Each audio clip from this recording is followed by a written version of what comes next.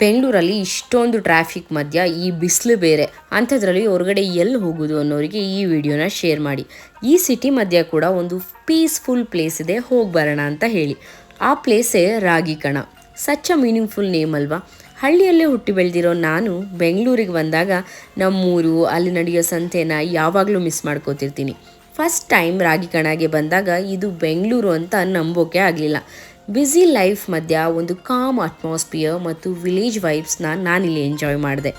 Every Sunday 10 AM to 4 PM ಇಲ್ಲಿ ನಡೆಯೋ ಸಂತೆಯಲ್ಲಿ ragi, millets, dry fruit based foods, home made butter, ಉತ್ತರ ಕರ್ನಾಟಕದ ಜೋಳದ ರೊಟ್ಟಿ ಹಾಗೆ ರಾಗಿ ಮುದ್ದೆ ಕೂಡ ಸಿಗುತ್ತೆ.